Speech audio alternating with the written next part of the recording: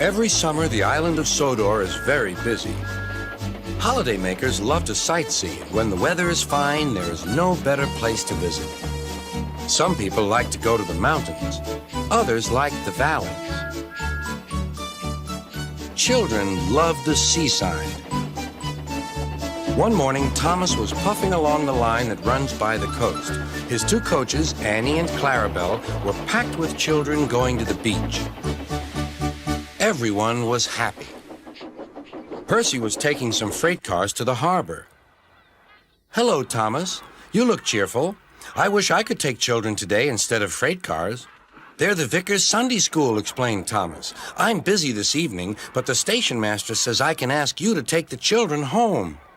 "Of course I will," promised Percy. Later, Percy saw Harold. "Sorry, Percy. Can't talk. I'm on high alert." "Why?" "Bad weather's due. My help's always needed." "Mind how you go, Percy." "Huh," huffed Percy. "As long as I've got rails to run on, I can go anywhere, in any weather, anyhow. Goodbye."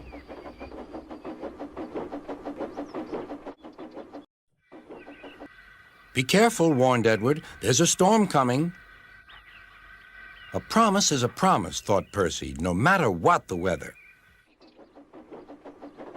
The children had a lovely day, but by tea time, dark clouds loomed ahead. Annie and Clarabelle were glad when Percy arrived. He was just in time. The rain streamed down Percy's boiler. Ugh, he shivered and thought of his nice dry shed.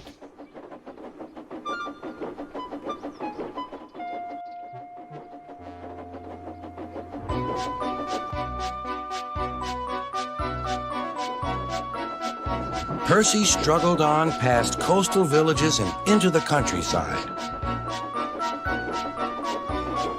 The river was rising fast. "I wish I could see! I wish I could see!" complained Percy as he battled against the rain. More trouble lay ahead.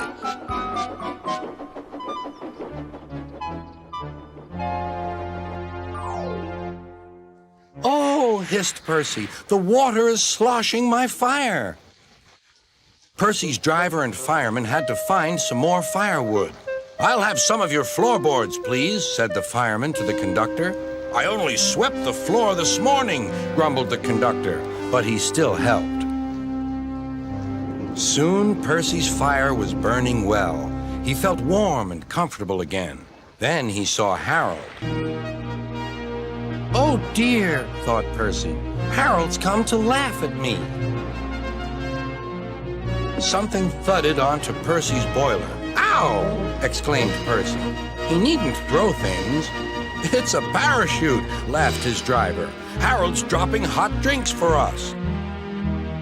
"Thank you, Harold," whistled Percy. "Good to be of service," replied Harold and buzzed away. The water lapped Percy's wheels. Percy was losing steam again, but he plunged bravely on. "I promised," he panted. "I promised." He made one more big effort, and at last, exhausted but triumphant, he brought the train home. "Well done, Percy," cheered Thomas. "You kept your promise, despite everything." Sir Topham had arrived in Harold. First he thanked the men, then Percy. "Harold told me you were a wizard. He said he can beat you at some things, but not at being a submarine.